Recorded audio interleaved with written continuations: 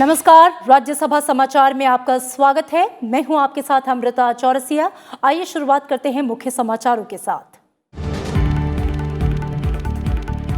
राज्यसभा में दिल्ली हिंसा के मुद्दे पर तत्काल चर्चा कराने की मांग पर अड़ा विपक्ष। शोर शराबे के चलते लगातार तीसरे दिन अवरोध की भेंट चढ़े शून्यकाल और प्रश्नकाल। कार्यवाही बाधित करने वाले सदस्यों के रवैये पर सभापति एम वेंकैया नायडू ने जताया ऐतराज।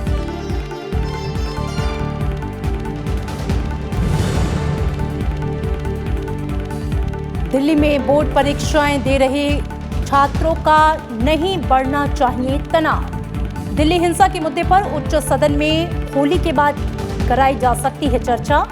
सभापति एम वेंकैया नायडू ने कहा, नियम और प्रक्रिया को लेकर नेता सदन, नेता प्रतिपक्ष और अन्य सदस्यों से विचार विमर्श के बाद लिया जाएगा फैसला।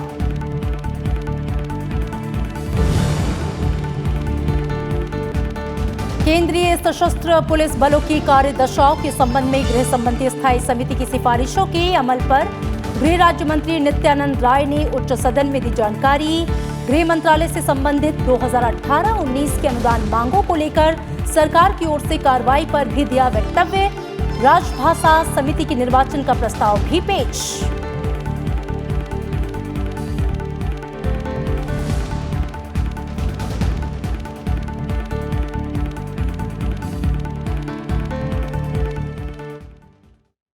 दिल्ली हिंसा के मुद्दे पर संसद के दोनों सदनों में विपक्ष दलों के गतिरोध का सिलसिला जारी है। बजट सत्र के दूसरे चरण में राज्यसभा में आज लगातार तीसरे दिन भी कामकाज नहीं हो पाया। राज्यसभा में आज विपक्षी दलों की गतिरोध के चलते सदन की कार्यवाही गुरुवार सुबह 11 बजे तक के लिए स्थगित कर दी गई। सदन की कार्यवाही शुरू होने पर सभापति एम वेंकैया नायडू ने कहा कि उन्हें दिल्ली हिंसा के बारे में नियम 267 के तहत चर्चा कराने के लिए नोटिस मिले हैं, लेकिन वो नेता सदन और सदन में विपक्ष के नेता साथ ही अन्य लोगों से विचार विमर्श करने के बाद ही चर्चा कराने का निर्णय करेंगे। सभापति ने कहा कि वो होली के बाद 11 मार्च को इस पर चर्चा करा सकते हैं।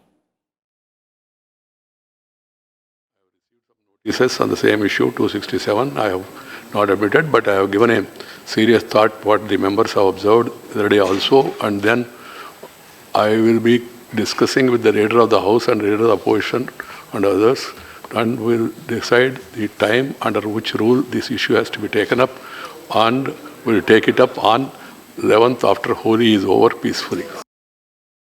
विपक्षी दलों की गतिरोध के बीच सभापति एम वेंकैया नायडू ने कहा कि अभी बच्चे बोर्ड की परीक्षाएं दे रहे हैं, हम उन्हें और तनाव में नहीं डालना चाहते।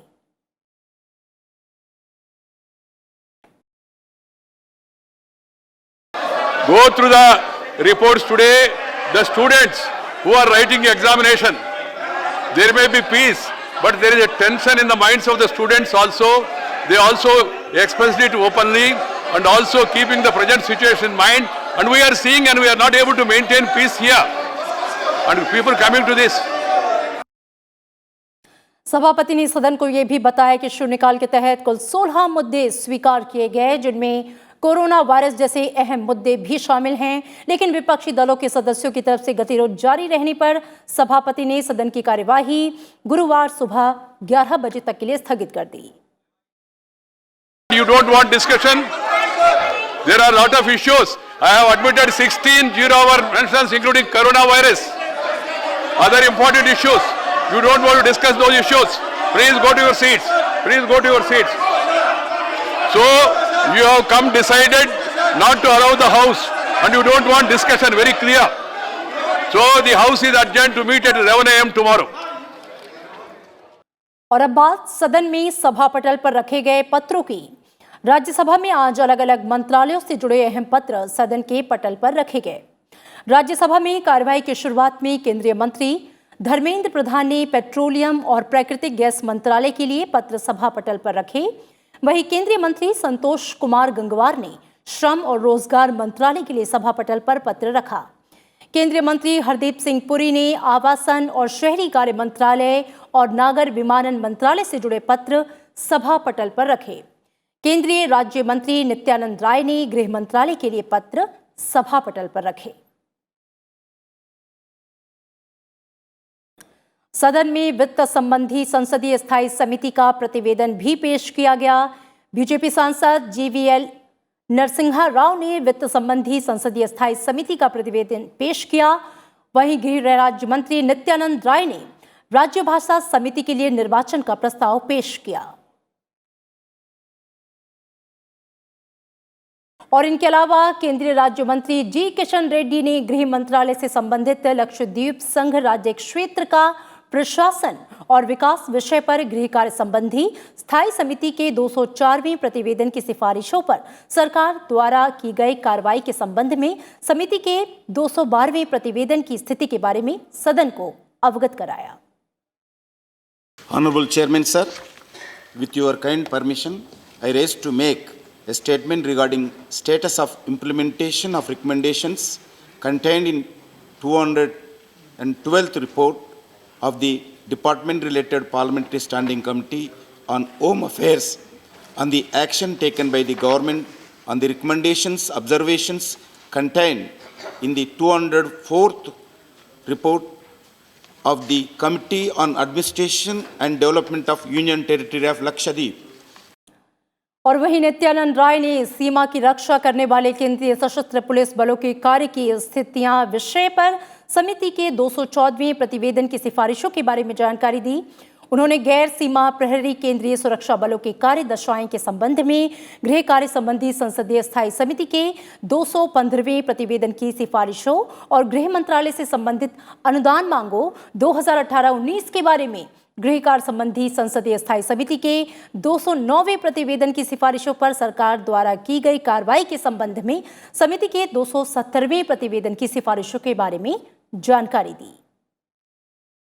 सीमा की रक्षा करने वाले केंद्रीय सशस्त्र पुलिस बलों, सीमा सुरक्षा बल, भारत तिब्बत सीमा पुलिस, सशस्त्र सीमा बल और असम राइफल्स की दशाएं के संबंध में विभाग संबंधित गृह कार्य संबंधी अस्थायी समिति के 215वें प्रतिवेदन में अंतर्विष्ट सिफारिशों सम्मुक्तियों के कार्यान्वयन की स्थिति, गैर सीमा प्रहरी केंद्रीय सशस्त्र बलों, केंद्रीय रिजर्व पुलिस बल, केंद्रीय औद्योगिक सुरक्षा बल और राष्ट्रीय सुरक्षा गार्ड के कार्य की दशाएं के संबंध में विभाग संबंधित गृह कार्य संबंधी अस्थायी समिति के 215वें प्रतिवेदन में अंतर्विष्ट सिफारिशों सम्मुक्तियों के कार्यान्वयन की स्थिति, गृह मंत्रालय से संबंधित अनुदान मांगों 2018-19 के संबंध में विभाग संबंधित गृह कार्य संबंधी अस्थायी समिति के 209वें प्रतिवेदन में अंतर्विष्ट सिफारिशों सम्मुक्तियों पर सरकार द्वारा की गई कार्रवाई के संबंध में समिति के 217वें प्रतिवेदन में अंतर्विष्ट सिफारिशों सम्मुक्तियों के कार्यान्वयन की स्थिति। और इससे पहले राज्यसभा की कार्यवाही की शुरुआत दिवंगत पूर्व सदस्य और असम विधानसभा के पूर्व उपाध्यक्ष भदेश्वर बरगोहाई को श्रद्धांजलि देने के साथ हुई। सभापति एम वेंकैया नायडू ने सदन की ओर से दिवंगत पूर्व सदस्य को श्रद्धांजलि दी। साथ ही सदन में उनकी अहम भूमिका और समर्पित सामाजिक कार्यकर्ता के रूप में उनके योगदान को याद किया गया। सदन में दिवंगत सदस्य के सम्मान में कुछ पलों का मौन रखा गया। Honorable members, I refer with profound sorrow to the passing away of Sri Bhadreswar Burgohain, a former member of this House, on 26th of February 2020 at the age of 73 years. Born in 1947 at Pehi Pukuri village in Charaidev district of Assam, Burgohainji served as the president of the Charaidev Bar Association, Sonari. He also served as a lecturer in the Gorgon College, Simulguri for a brief period. He took a keen interest in youth organizations and worked assiduously for upliftment of rural poor. He was also associated with various movements in Assam. He was an avid sports enthusiast and contributed several articles, local diaries, periodicals published in Assam. Sri Burgohain started his legislative career as a member of the Assam Legislative Assembly in 1985 and remained its member till March 1990. He also served as the Deputy Speaker of the Assam Legislative Assembly from April 1986 to March 1990. Sri Bhadreswarji represented the state of Assam in this House from April 1990 to April 1996. In passing away of Sri Bhadreswar Bargohain, the country has lost an able parliamentarian and dedicated social worker. We deeply mourn the passing away of Sri Bhadreswar Bargohain. I request the members to raise in their presence and observe silence as a mark of respect to the memory of departed.